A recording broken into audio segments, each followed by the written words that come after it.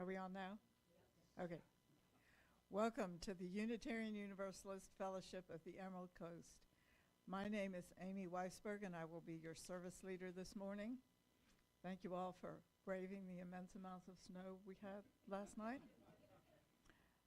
We are a people of many different paths and beliefs who are brave, curious, and compassionate thinkers and doers. While diverse in age, ethnicity, and gender, we share the same values centered around love and acceptance of all. Our goal is to open minds, inspire spiritual growth, and ignite a passion for social justice. If you're visiting today, please fill out a card by the front door so we can connect with you.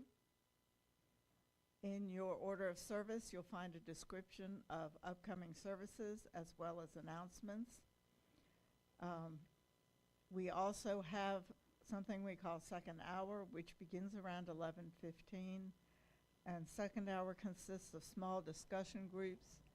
Today, we'll have a speaker circle up here to talk some more about the topics in the service.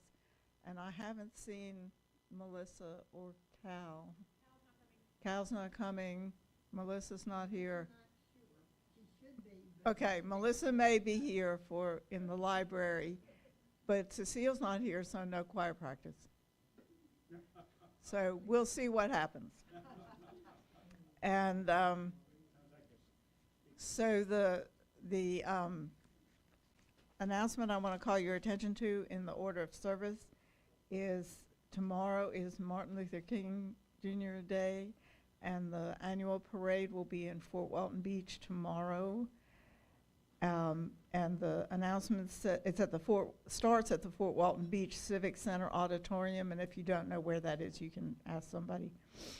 And we're meeting at 9:30 a.m. Stacy and Maverick will have the banner, so you can look for our banner. Bundle up. It's going to be cold, but no snow. And Denny has an announcement.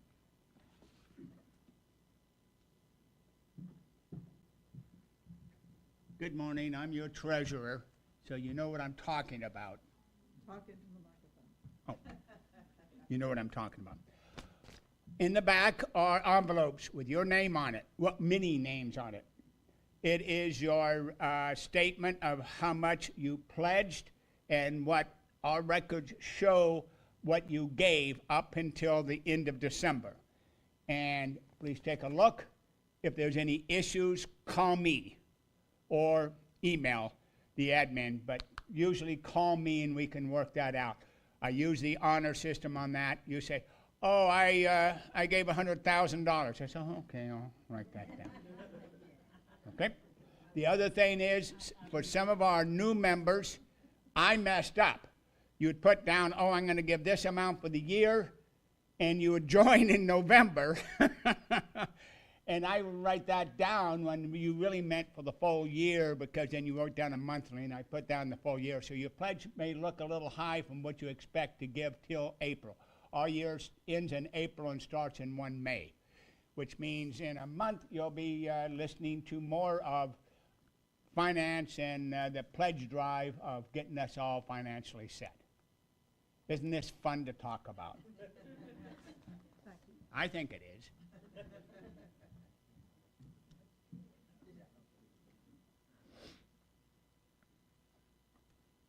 And now the prelude prepares us for the service.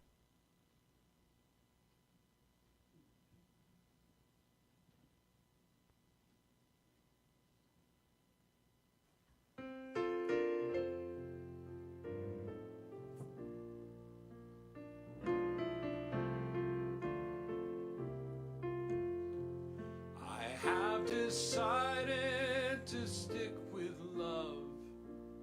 Hate is too great a burden to bear. I have decided to stick with love.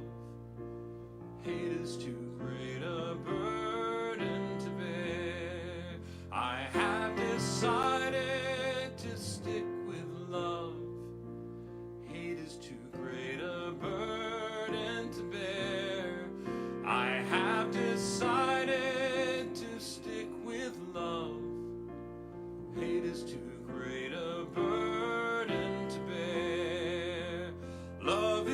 gentle, love is kind.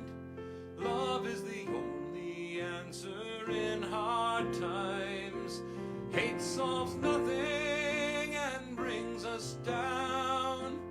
Love is the only thing that turns it round. I have decided to stick with love. Hate is too great a burden to bear. I have decided to stick with love. Hate is too great a burden to bear.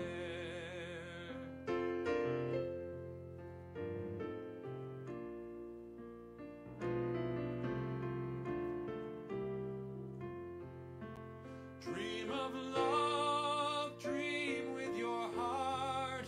When setting out in life, make love your start. When times are hard, love finds a way. Even when the word is hard to say, I have decided to stick with love. Hate is too great a burden to bear. I have decided to stick with love. Hate is too great a burden to bear. I have decided to stick with love. Hate is too great a burden to bear. I have decided to stick with love. Hate is too great a burden to bear.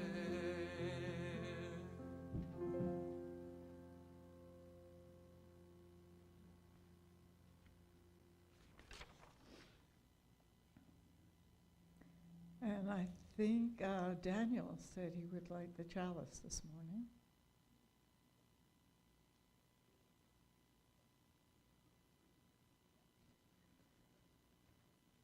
By the way, the music, other than the hymns, are one of the privileges of being service leaders, that you get to pick the music. And these are all musicians who, some I actually know and some I'm just really familiar with.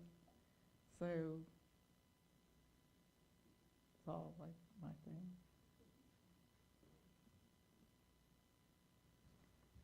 As we light this chalice, we kindle the spirit of the great turning, the movement for justice alive in this nation today. In these wild, historic, and uncertain times, we gather to remember who we are, who we belong to, and what we are called to do. May we feel it in our bones, and in the stillness of this hour, may we sense it calling our name.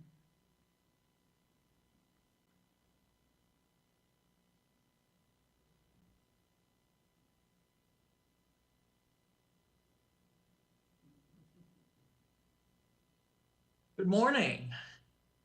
I've missed you since the holidays. This is my first time to be back with you for Sunday morning. I hope your holidays were good and that the new year has started off in a promising direction for you. And if that's not been the case, then I hope you can find a way to do a reset so that 2026 becomes a good year for everyone. The opening words this morning are adapted from Christian Schmidt. Let us wake up, not just from Sunday morning exhaustion, from the wish for a few more minutes to snooze. Let us wake up to this world we live in, to its beauty and wonder, and also the world's tragedy and loss.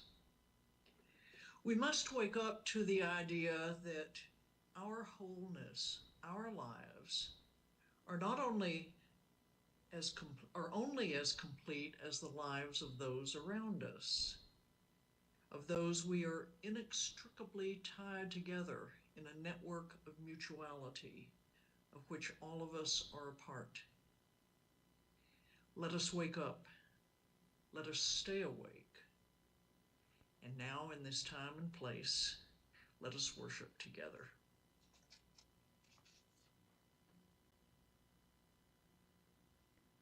So please stand and join in singing our first hymn, which is Lift Every Voice and Sing. It's number 149 in the gray hymnal, and it's a video. The words will be up on the screen.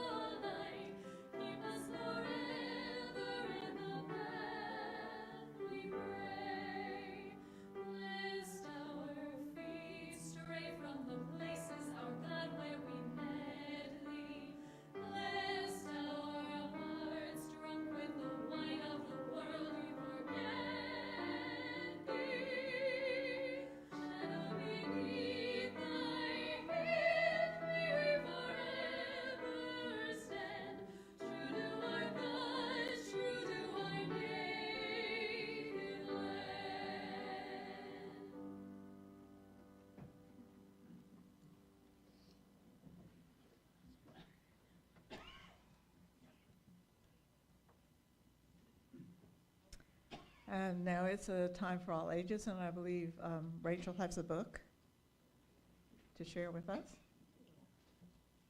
Good morning, everyone. There we go. All right. Hi. Today I'm going to read the book Silent Music. This is one I've been meaning to read for a while. I'm glad I get to read it today.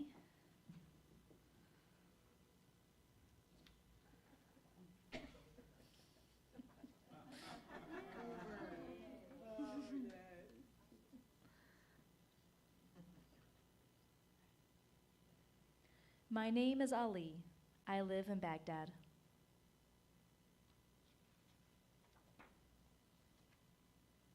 I love playing soccer in the dusty street with my friends. I love loud, parent-rattling music, and I love dancing.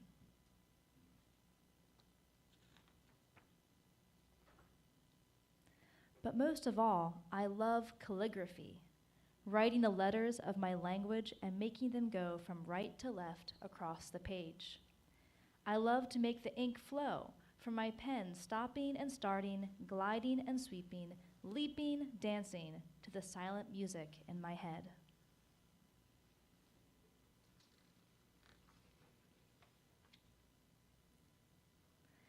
Writing a long sentence is like watching a soccer player in slow motion as he kicks the ball across the field, as I leave a trail of dots and loops behind me.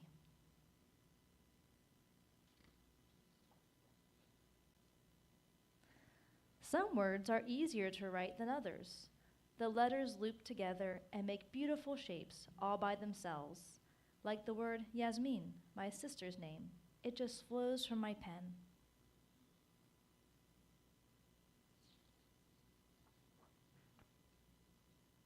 Other words are difficult. Too many loops, too many tall masts that turn into tangled knots of ink. These words, like my grandfather's name, Mustafa, I practice over and over.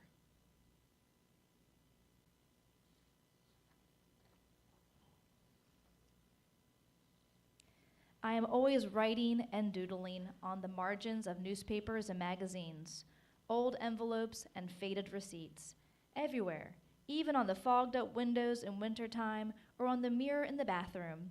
My dad laughs to see the messages I leave behind suddenly leap back to life as he steams up the mirror while shaving.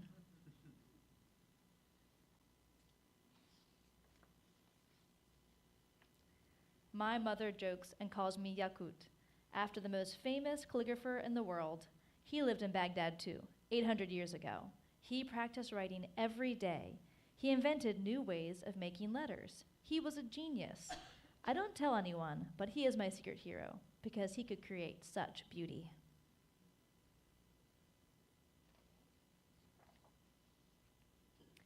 There's a story they tell of Yakut.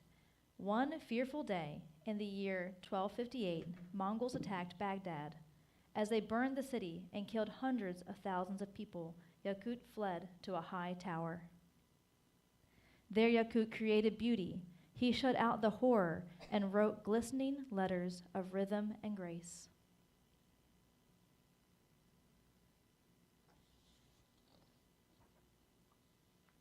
One frightening night in the year 2003, as bombs and missiles fell on my city and death and destruction once again filled the streets, I, like Yakut, wrote. I wrote all night, and the many nights of bombing that followed. I filled my room with pages of calligraphy. I filled my mind with peace.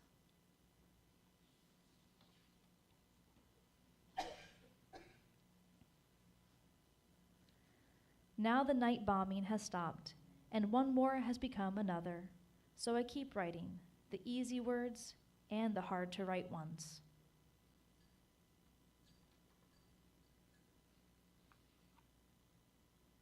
It's funny how easily my pen glides down the long, sweeping hooks of the word harab, war.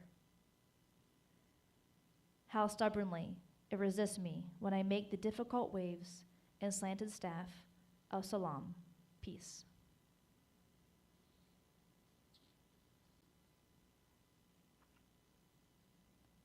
How much I have to practice until the words flow freely from my pen.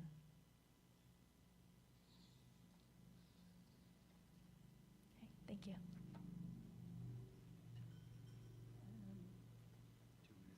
Now we can sing the children out because we know this song. We don't need music.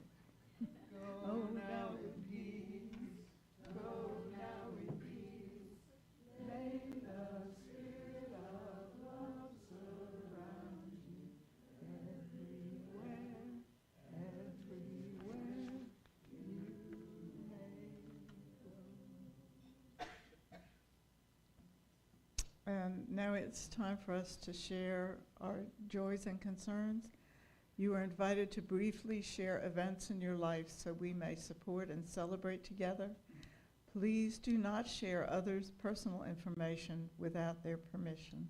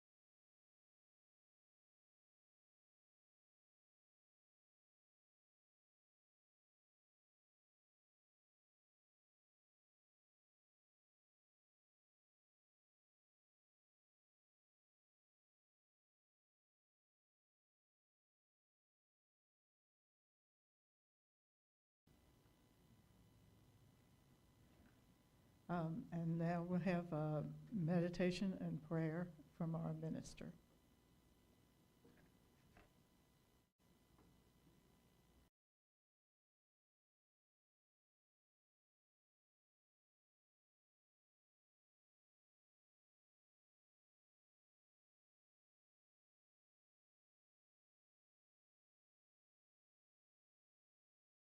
Spirit of life, we have come into each other's presence this day, seeking a part of ourselves, knowing that we do not live alone, and knowing we cannot live fully if we are for ourselves alone.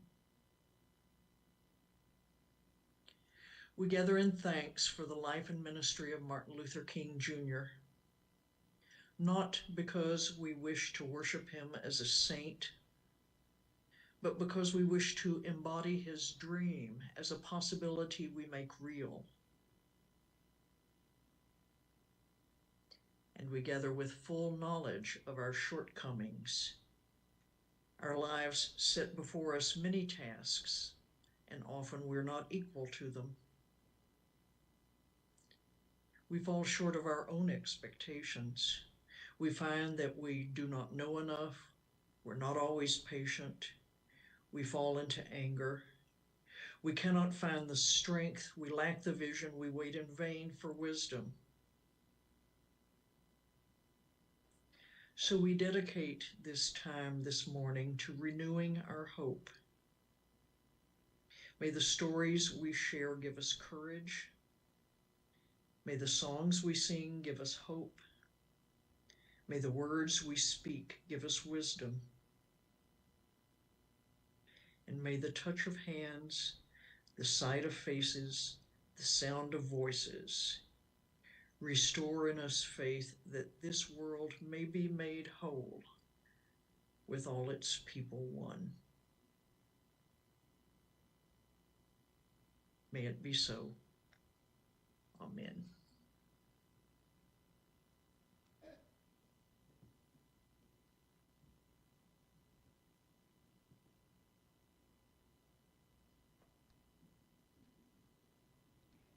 And now it's time to take up the offering.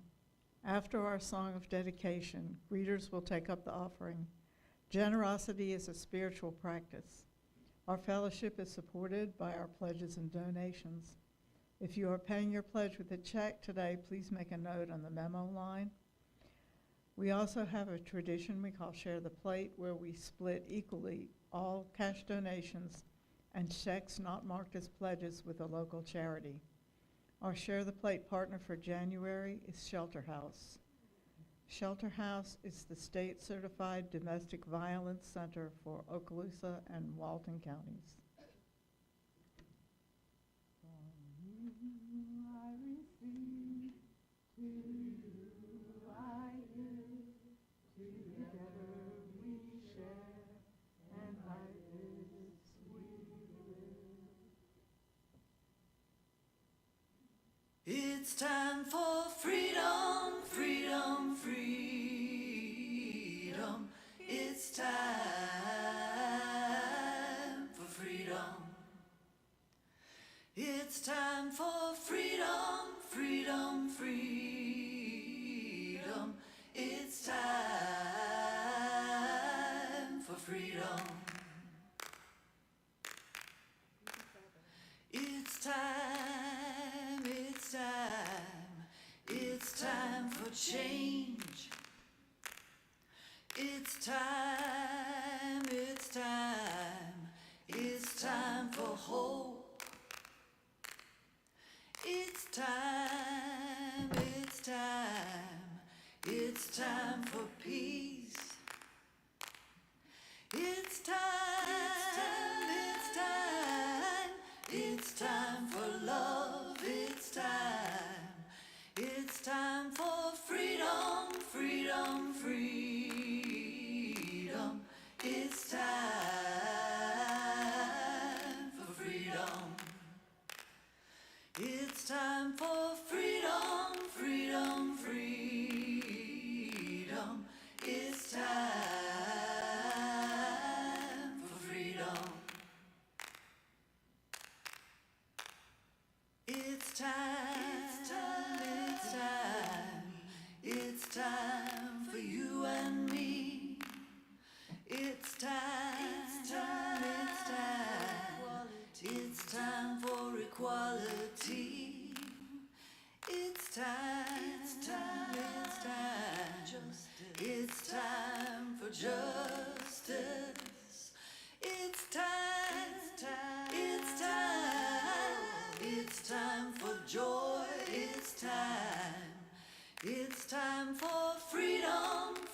freedom, freedom.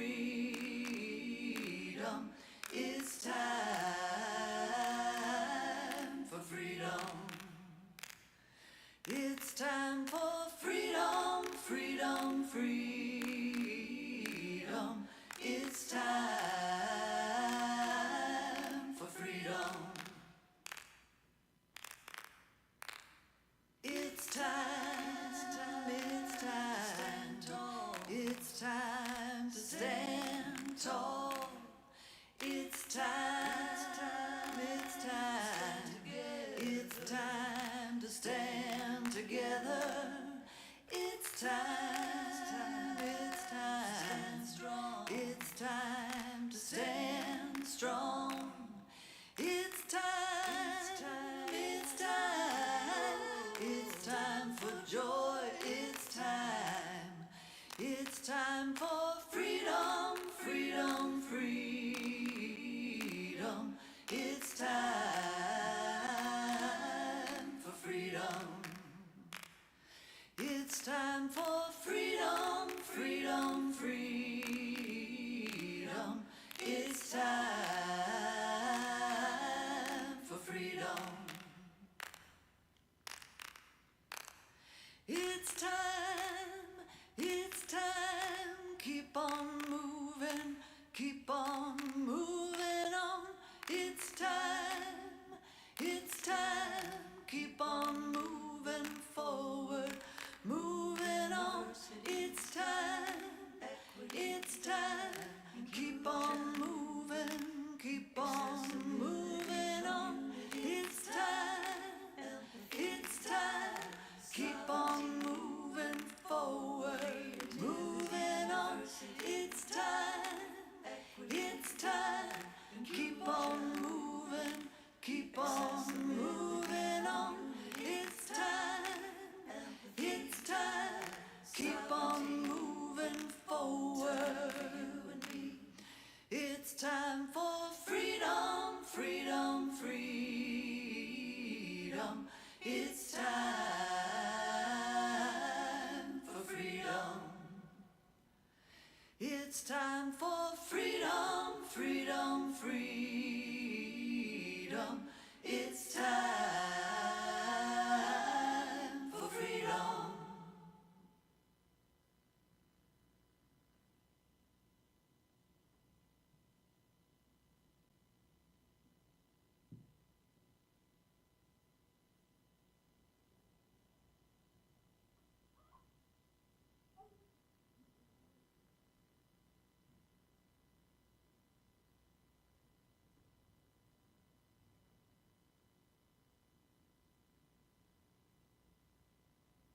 After 3 decades of working in a variety of church settings as a minister, I've decided that I don't like spiritual people. A strange admission for someone in my profession, I know, but the conclusion is just inescapable. Again and again, after spending time with someone who is deeply serious about spiritual matters, or even a spiritual teacher of some sort, I just can't abide these types. Part of my irritation with spiritual people has to do with their kind of voices and their manner of speaking. Spiritual people tend to have honey-toned voices, to speak languidly, evenly, at a gentle pace, all of which is, of course, wonderfully soothing the first few times, then annoyingly predictable the next few times, and then just plain aggravating. For when did being concerned with matters of the spirit mean your voice had to come out a certain way? Can a person not be spiritual and still raise their voice at times, or have a whiny tone, or at least just speak quickly with the words tumbling over one another rather than everything coming out so slowly? A second quarrel I have with spiritual people comes from their apparent ability to navigate all the usual frustrations of life with perfect ease, their composure never wavering. Me? I deal with traffic jams and bad drivers, with slow restaurant service and inept clerks, with IRS matters and interminable church meetings, always in the same fashion, a very different fashion than the manner in which spiritual people deal with such experiences. I roll my eyes, sigh a great deal, begin to ask, just how long is this going to take? And generally do all I can in the most annoying way possible to communicate my complete exasperation with the situation. Spiritual people, by contrast, just seem to float above it all, maintaining a serene tone of voice, commiserating with everyone about them, about how trying such matters are, generally acting as if such experiences are of no consequence when one views life from the perspective of eternity. But my biggest complaint about spiritual people comes from the message they always and everywhere give, namely that spiritual growth is wonderful, brings with it peace and happiness, makes life a dream, and is as easy as pie if one will just do the right practice every morning without fail. Spiritual growth is a smooth and easy process. That riles me no end, because my experience with spiritual growth is quite the opposite. I sweat and struggle. I doubt and give up. I endure thousands of distractions in every minute of meditation. I watch prayers go unanswered day after day. I watch myself fail to live sublimely and serenely day after day, and pretty much in every way possible fight for every tiny bit of spiritual growth I've managed to achieve. So where do others get off saying spirituality is sweet and spiritual growth is simple and fun?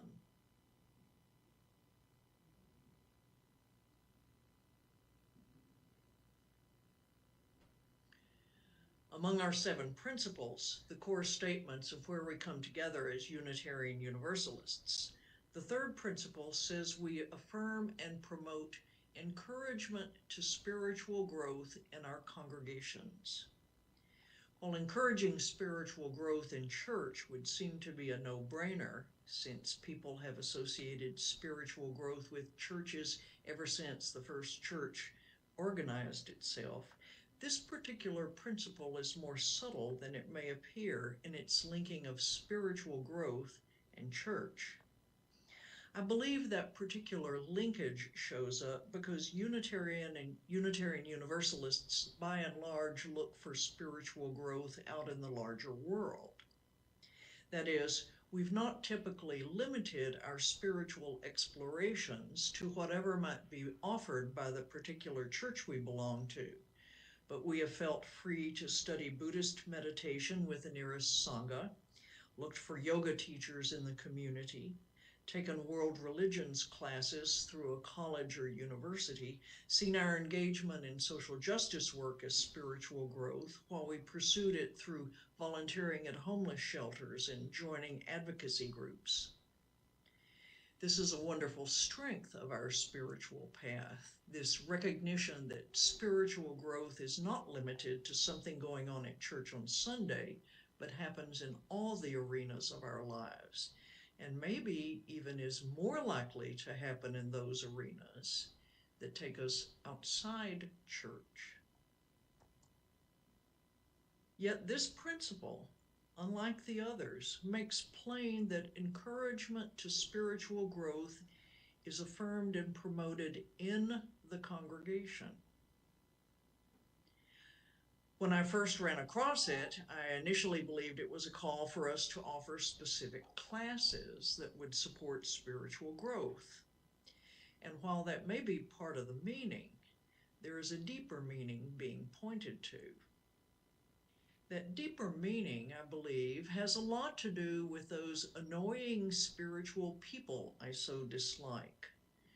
Because requiring spiritual growth in the messy, complicated life of a congregation will quickly unsettle even the most evolved spiritual person.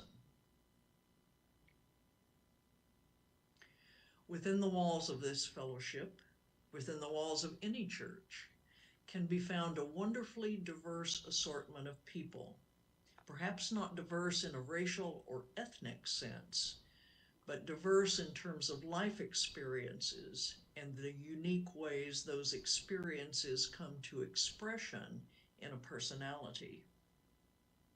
Gathered here on any Sunday morning, you will see patient people seated next to impatient people, happy people seated next to unhappy people, compassionate people seated next to judgmental people, saints seated next to sinners, people seated next to people they would never interact with outside the fellowship and might even prefer not to see here. Yet here we all are, a ragtag collection who spend a morning each week trying to live as a beloved community. And simply by being who we are, by being each of us that particular person, we provide wonderful encouragement to spiritual growth to each other through the moment-by-moment challenges we present to each other. How do I deal with your politics, your identity, your pronouns, your way of dressing, the way you treat members of your family? How do I respond to the snarky comments you make about another fellowship member? How do I respond to the compassionate comments you make about another fellowship member who actually drives me crazy? How do we treat one another when we profoundly disagree over some congregational decision? What about the very different economic classes we live within? What happens to those differences on a Sunday morning? Moment by moment, each word I say, each word you say, each effort we make to sing or work or just sit together requires us to look at our strengths and weaknesses and figure out what to do about them. Spiritual growth in congregations is never easy, not a matter of serenity and bliss and rising above it all. Spiritual growth in congregations is more like mud wrestling than anything else, trying to take all the good and all the ick and somehow shape it into kindness and inspiration to live more fully, to love more deeply.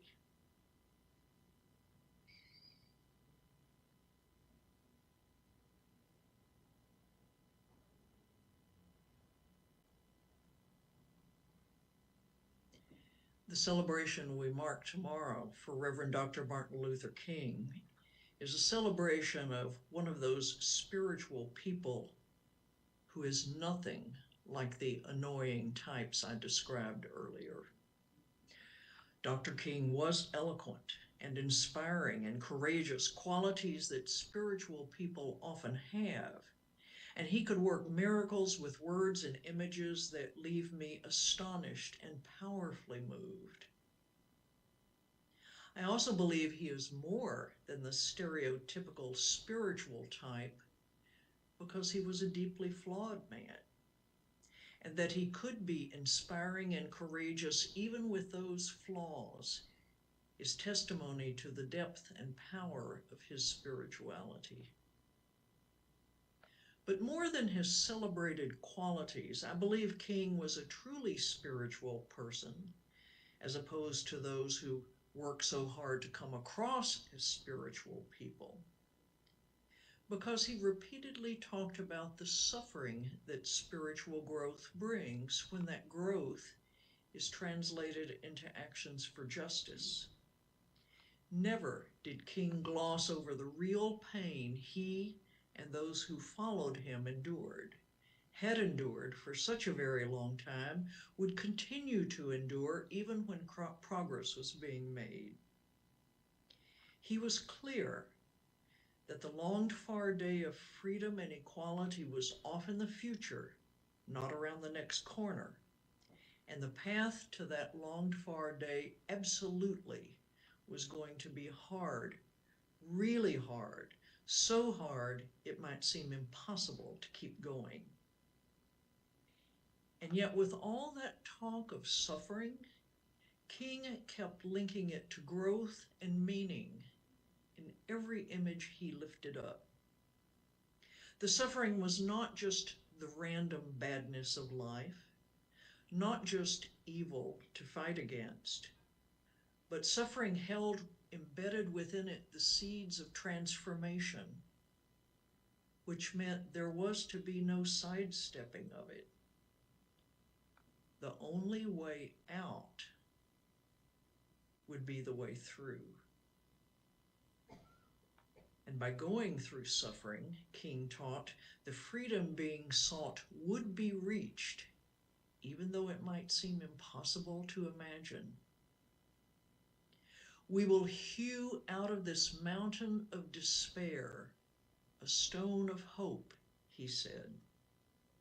The despair could not be avoided, but had to be taken up and worked with, and even then the results could seem so very small, just a stone.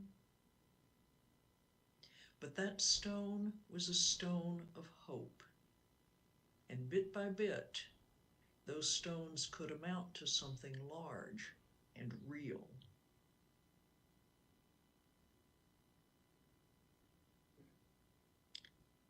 Such a very different message than what often passes for spirituality anymore, both in traditional paths and in non-traditional paths. So often suffering is seen as a payment for mistakes, or some kind of mental construct that is not real, something to be gotten past as quickly as possible, and something which, when one is sufficiently spiritually mature, will disappear entirely. That is, of course, a message that sells well. Who among us would not sign up for a life devoid of pain and loss, of hardship and death? And yet, if I do sign up for it, how do I silence that voice in me which keeps noticing all the pain and loss and hardship and death that is all around all the time? It seems the only way to deal with the objections of that voice is to instead opt for a spiritual perspective that does not deny suffering, nor promise me some magic way to get around it, but much as King preached and taught, acknowledges the reality of the suffering. I do not minimize it in any way. So I'm challenged to take up the suffering, to trust that some meaning will emerge through it and keep hewing away at it until it begins to resemble not despair, but hope.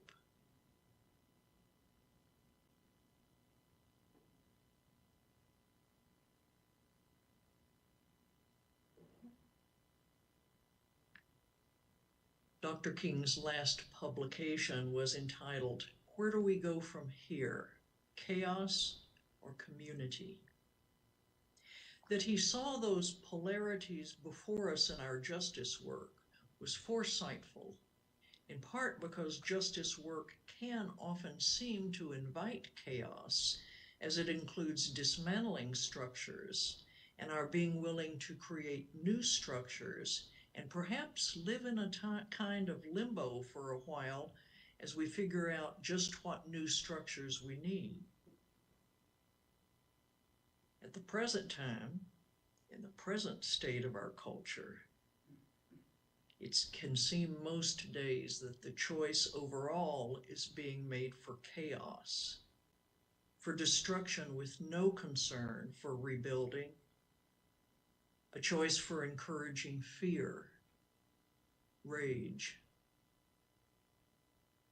In this context, remembering that community is our ultimate goal, that community is the reason for engagement in the work of justice is crucial. So we keep choosing community over chaos again and again.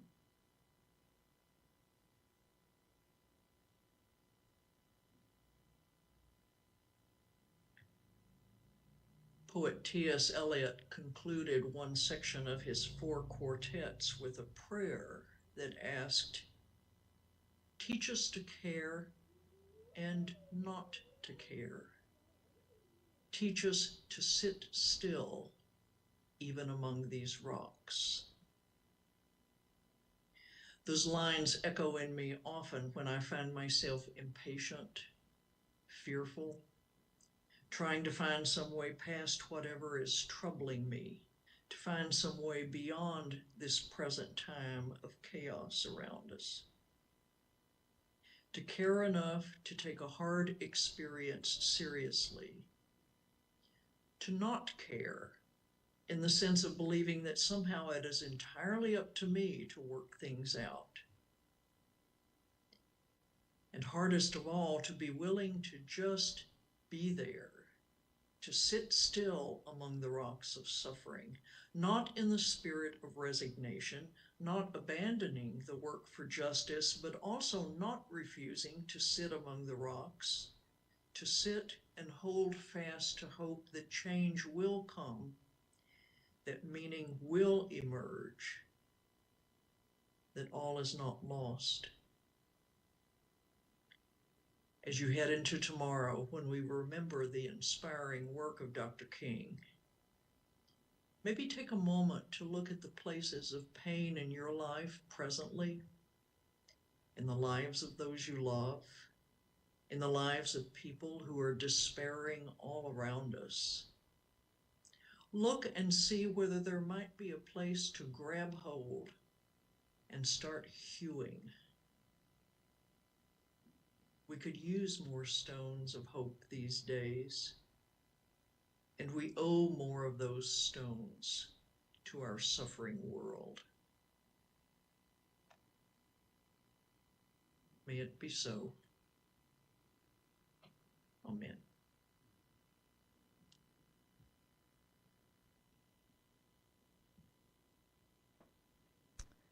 And now if you'll stand as you're willing and able for our final hymn, "We Shall Overcome." It's number 169 in the gray hymnal. And again, the words will be up on the screen, but you probably already know these.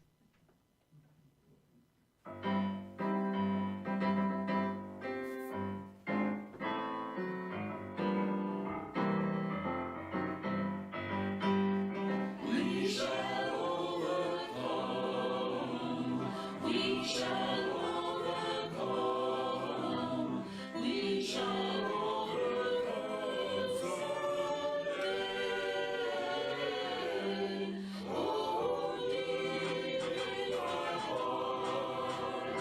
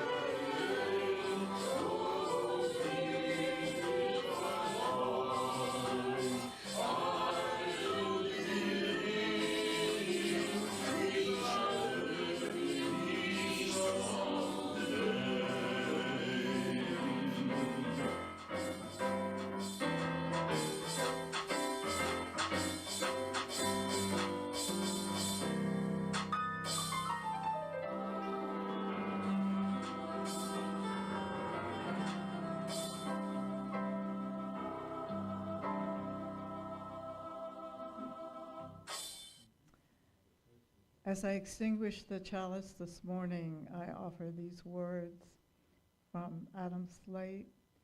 Be kind, be brave, be just, be merciful, be hopeful.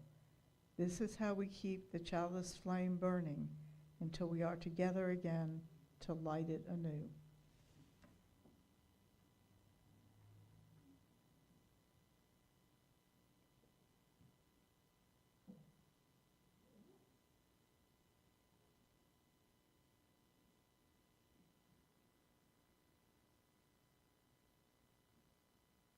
I hope the holiday tomorrow is a good one for you, and that even in this time, whereas there is so much to crush our spirits, that we find hope nonetheless, if for no other reason than that we are all in this together. The words of the benediction are by Mother Teresa. Love cannot remain by itself. It has no meaning. Love must be put into action, and that action is service. So whether you be rich or poor, able or disabled, it is not how much you do, but how much love you put into the doing. Shalom, salam, namaste, blessed be, amen.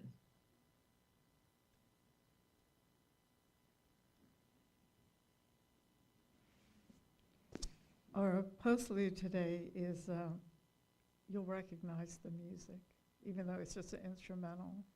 But I wanted to end on something very hopeful. So I know y'all know the words to this. Please remain seated for the postlude and then join us in the back for coffee and conversation, followed by second hour.